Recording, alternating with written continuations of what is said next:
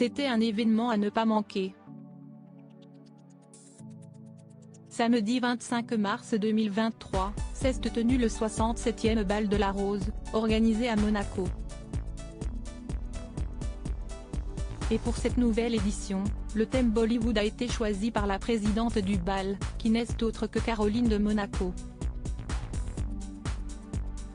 Transformée en décor de scènes de films bollywoodiens, la salle des étoiles était méconnaissable. Si les célébrités se sont précipitées à cet événement organisé chaque année au profit de la Fondation Princesse Grace, s'y est aussi pour voir le chanteur Mika qui a tout donné sur scène. Il faut dire que dans le public, il y avait une personne particulièrement chère à son cœur, sa petite sœur Zuleika, qui est styliste. Vêtue d'une magnifique robe accessoirisée de boucles d'oreilles à tomber, cette dernière a pu admirer le show de son grand frère, qui répond toujours présent lorsqu'il faut s'engager pour des bonnes causes.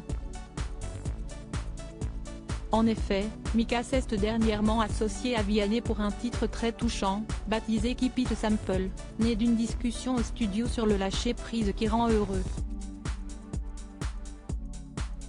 Sur le plateau de l'émission C'est à vous, Vianney avait révélé les coulisses de leur première rencontre, à côté de laquelle Mika était complètement passée à côté, et pour cause. Elle a eu lieu quand j'avais 17 ans, mais lui ne le sait pas. Il était en concert au Parc des Princes et, profitant de l'inattention d'un vigile, j'avais escaladé la barrière avec mon petit frère pour aller voir la fin du spectacle. Je le regardais donc, en tenant la main de mon petit frère de 10 ans, sans oser imaginer qu'un jour nous écririons ensemble une chanson. Cette chanson, donc, avait ainsi raconté Vianney, que l'on retrouve en ce moment tous les samedis soirs dans The Voice. Mika, un artiste engagé, une collaboration épanouissante pour les deux chanteurs. Ensemble ils ont pu participer au concert en faveur des pièces jaunes, organisé le 28 janvier dernier. Il faut dire que Mika est un homme engagé. Quand on a la chance d'avoir un lien particulier avec le public, on a aussi des responsabilités, notamment de favoriser le vivre ensemble. Comme tout le monde, je suis évidemment sensible à ces enfants qui sont touchés par la maladie. Cela me paraît naturel de pouvoir un peu les aider.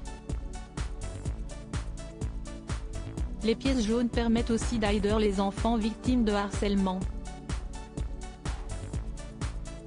Un sujet qui m'a touché personnellement, il a été victime de harcèlement scolaire dans sa jeunesse. Je veux pouvoir leur dire qu'un jour on s'en sort, expliquait-il aux Parisiens.